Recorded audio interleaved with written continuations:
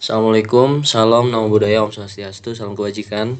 Selamat pagi, siang, sore, malam, Akang Teteh dan teman-teman semua. Hari ini aku mau ngejelasin soal tugas mingguan 1, praktikum komputer programming,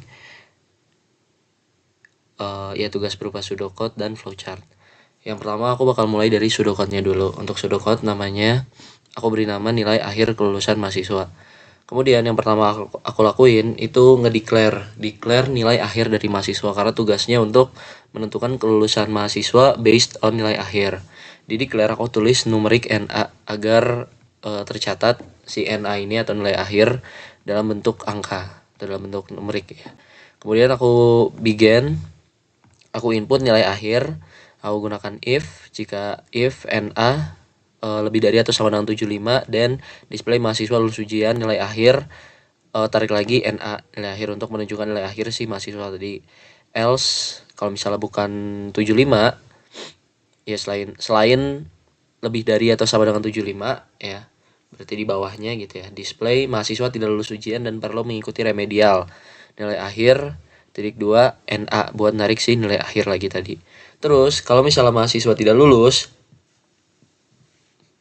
aku tulis repeat display mahasiswa ikut remedial. Nah, maksudnya gimana? Maksudnya di sini di display itu mahasiswa itu ya ditunjukin teksnya mahasiswa ikut remedial dan dia bakal ngikutin remedial. Kemudian setelah ngikutin remedial dia bakal input nilai akhirnya lagi kayak gitu. Kalau misalnya nilai akhirnya di sini kan belum lebih dari atau sama dengan 75, nah itu di repeat, dia bakal diulang terus, display mahasiswa ikut remedial dan diinput lagi. Kalau sekiranya sampai belum 75 bakal ikut remedial terus, dan saat udah lebih dari atau sama dengan 75 itu baru dia bisa di display mahasiswa lulus ujian setelah mengikuti remedial, nilai akhir (2) NA nilai akhir ditarik lagi nilai akhir yang udah diinput dari si setelah ini nih di repeatnya. Kemudian end if dan di end pseudocode-nya seperti itu. Nah terus dalam bentuk flowchart aku ngebuat kayak gini. Yang pertama yang jelas begin mulai, kemudian di input nilai akhir mahasiswa dimasukin, terus kita masuk ke decision, apakah nilai akhir mahasiswa itu lebih dari atau sama dengan 75.